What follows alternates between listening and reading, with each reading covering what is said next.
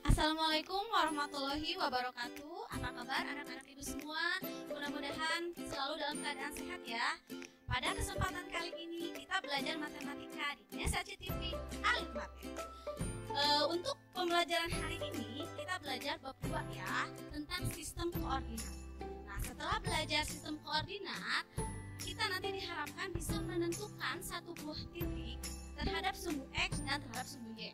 Kemudian tujuan yang kedua, kita bisa menentukan titik tersebut berada di kuadran yang mana. Selanjutnya, apa sih manfaat kita belajar sistem koordinat? Nah, ini adalah salah satu manfaat dari mempelajari sistem koordinat. Ketika kita mencari suatu tempat menggunakan Google Map, nah di sini ada titik-titik yang bisa kita ketahui, oh ini jalurnya kemana, arahnya kemana, ke kanan, ke kiri, seperti itu ya. Oke, nah sistem koordinat bisa digambarkan seperti ini. Jadi koordinat kartes sebenarnya pernah kalian pelajari saat kelas 6. Nah, ibu ingatkan kembali ya. Koordinat kartesius itu terdiri dari dua buah sumbu. Yang pertama sumbu X dan yang kedua sumbu Y. Semakin ke kanan nilainya akan semakin besar, semakin ke kiri nilainya akan semakin kecil. Dan untuk sumbu Y, semakin ke atas nilainya akan semakin besar dan ke bawah nilainya akan semakin kecil. Nah, di sini ibu kasih pertanyaan. Tentukan satu titik yang berjarak 3 satuan terhadap sumbu X dan 4 satuan terhadap sumbu Y. Bisa kalian coba ya di rumah. Oke. Nah, jadi petunjuknya gini, kita lihat dari sumbu X itu 3 satuan loh, dan dari sumbu Y itu 4 satuan. Yuk kita coba ya. Nah, di sini ada koordinat kartesius yang masih kosong. Kita coba. Tadi pertanyaannya 3 satuan terhadap sumbu X. Oke. 3 satuan terhadap sumbu X dan 4 satuan terhadap sumbu Y. Ibu kasih di sini. Oh, maaf ya. Oke. Di sini dikasih nah, coba kita lihat. 3 satuan dari sumbu X 1 2 3. Dan 4 satuan terhadap sumbu Y 1 2 3 4. Gitu ya. Jadi koordinatnya bagaimana? Jika jarak dari sumbu Y terhadap titik tersebut 4 satuan itu merupakan nilai X. Jarak dari sumbu Y itu merupakan nilai X. Berarti karena jaraknya 4 satuan berarti 4, nah, ingat ya, sistem koordinat itu X, Y. Nah, kemudian jarak 3 satuan dari sumbu X itu adalah nilai Y-nya 1, 2, 3. Nah, jadi 4,3. Apakah titik yang berjarak 4 satuan terhadap sumbu Y dan 3 satuan terhadap sumbu X itu cuma satu titik? Tidak. Kita bisa menemukan titik yang lain dengan syarat yang tadi. Dengan syarat ini. Ya, tadi kan udah menemukan satu buah titik ya. Nah, bisa di sini. Coba. Ini sama kan 1, 2, 3, 4 terhadap sumbu Y. Kemudian 1, 2, 3 terhadap sumbu X. Nah, ini koordinatnya bagaimana? Karena ini arahnya dari Y itu ke kiri, maka ini nilainya negatif 4, ini ke atas jadi positif. Nah, seperti itu. Contoh yang lainnya, ini ya, negatif 4, negatif 3. Dan satu lagi, 4, negatif 3. Bisa dipahami? Oke, kita lanjut.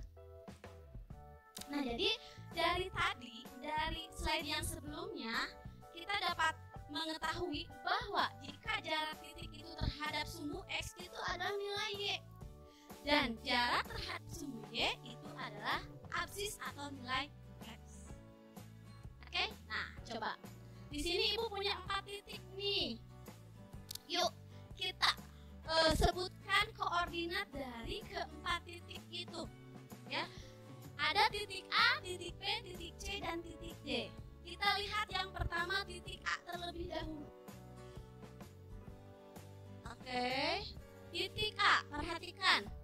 Dari sumbu Y, berapa sih jaraknya? Kita hitung 1, 2. Ternyata jaraknya 2 satuan.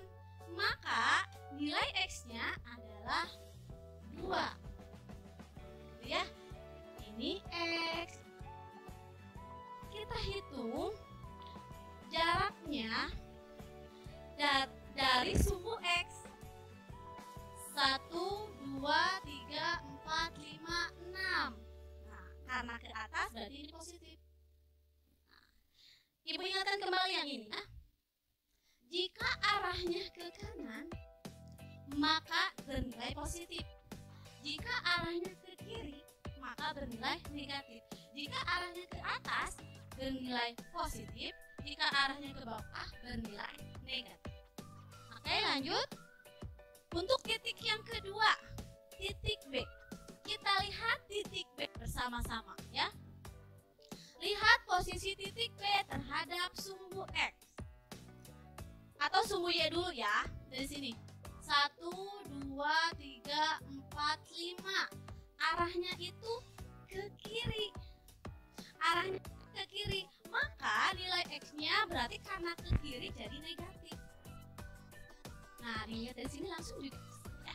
Kemudian kita lihat jarak titik ini terhadap sumbu X. 1, 2, 3, 4, 5. Nah, karena ke atas maka bernilai positif. Jadi negatif 5,5. Bisa dipahami? Kita lanjut ke titik C. Titik C, dari sumbu Y ke titik C ini kita hitung berapa langkah? 1, 2, 3, 4, 5, 6. Karena ke kiri berarti negatif 6. Nah, gitu. Kita hitung dari sumbu X ya. Dari sumbu X 1, 2, 3, 4. Karena ke bawah maka nilainya negatif 4. Jadi koordinat titik C adalah negatif 6, negatif 4. X-nya negatif 6, Y-nya negatif 4. Oke, terakhir titik D. Titik D kita lihat dari sumbu Y. Jarak dari sumbu Y ke titik D kita hitung 1, 2, 3. 3 satuan berarti ke kanan berarti nilai X-nya 3. Kemudian 1, 2, 3, 4, 5. Nilainya negatif 5. Sampai sini bisa dipahami ya anak-anakku? Oke, kita lanjut. Nah, di sini kita akan memahami apa itu kuadran 1, kuadran 2, kuadran 3, dan kuadran 4. Di koordinat kartesius terdapat 4 bagian, kuadran 1 sampai kuadran 4. Di kuadran 1, kita bisa melihat apa sih ciri khas dari kuadran 1.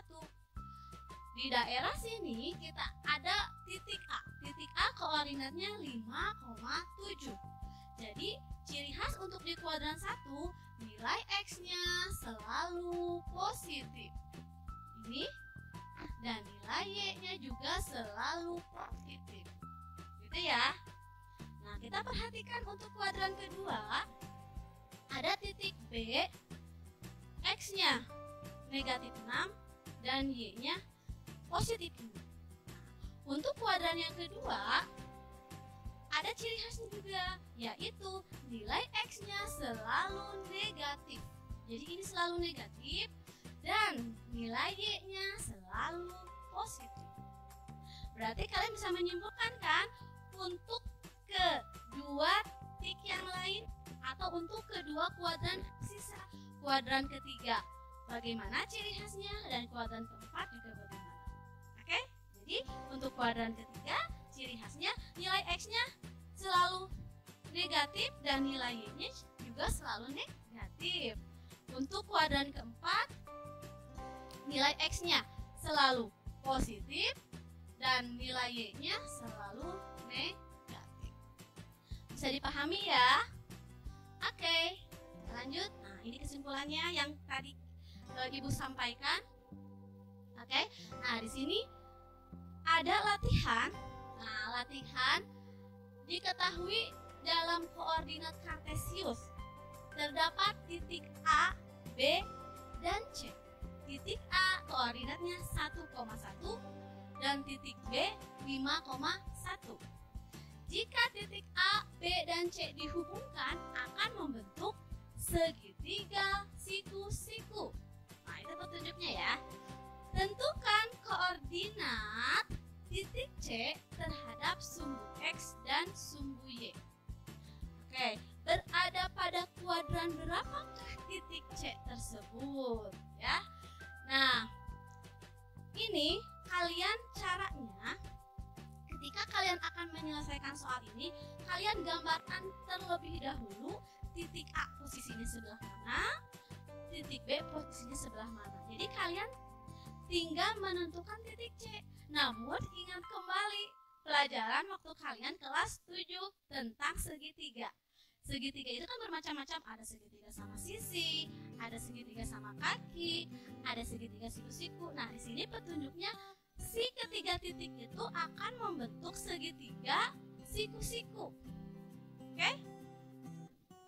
Nah, di sini Ibu akan memberikan 2 buah kemungkinan jawaban. Banyak sebetulnya jawaban yang mungkin didapat oleh kalian, tapi di sini tidak ditentukan tinggi dari segitiga tersebut, gitu ya. Jadi yang pertama kita tentukan dulu titik A. Titik A 1,1. Kemudian titik B 5,1. Titik C-nya di mana? Karena petunjuknya adalah segitiga siku-siku, berarti membentuk sudut siku-siku. Sudut siku-siku adalah 90 derajat. Ibu misalkan ingin menggambarkan satu titik lain di sebelah sini. Ini koordinatnya berarti kalau ini titik C, ini koordinatnya 5,6. Negatif 6. Maaf ya. Oke, ulangi ya. Jadi titik C-nya 5, negatif 6. Coba kita sambungkan. Apakah membentuk segitiga siku-siku? Ya, betul, membentuk segitiga siku-siku. Mempunyai siku-siku di titik B. Ya, seperti itu. Oke. Selanjutnya, kemungkinan yang kedua yang akan Ibu buat di koordinat ini, Ibu pengen titiknya di kuadran 1. Kalau ini kan titiknya di kuadran 4 ya. Kuadran 4. Nah, Ibu pengen bikin di kuadran 4 deh. Nah, di sini. Ibu misalkan pengen tinggi. Kita sebut ini titik C.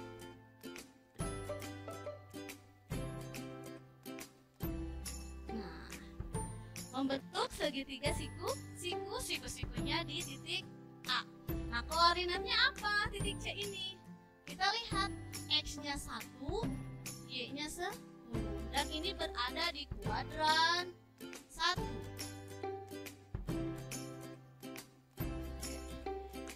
Bisa dipahami? Misalkan gini, ada bentuk lain nggak? Bisa. Kita hapus dulu ya.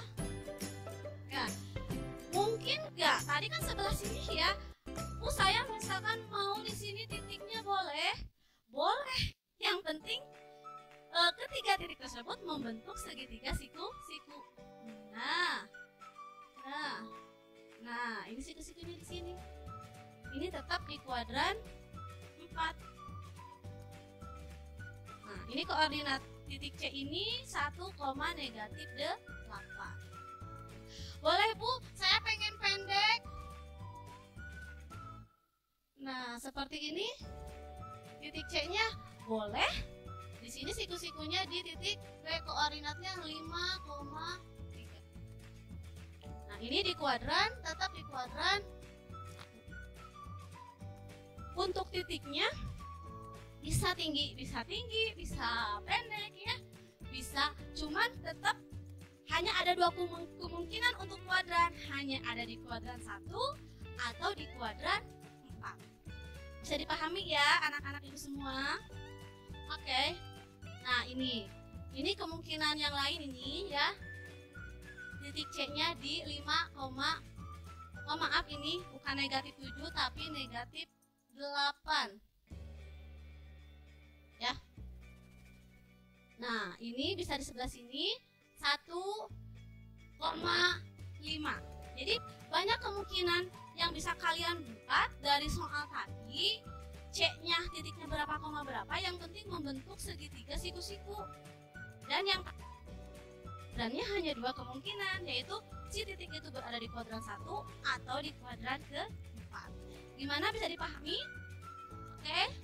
Nah, nanti di sini Ibu akan kasih link untuk kalian mengerjakan di Google Form ya, sama link untuk umpan balik. Jadi kalian bisa ngisi ya. Isi evaluasinya hampir sama seperti tadi kalian mengisi LKPD. Nah, jadi kalau tadi cuma ada 3 titik membentuk segitiga siku-siku. Di evaluasi kalian nanti harus mencari 1 titik, yaitu titik D. Jika keempat titik ini dihubungkan akan membentuk persegi panjang. Nah, ya, jadi kalian cukup mencari titiknya saja.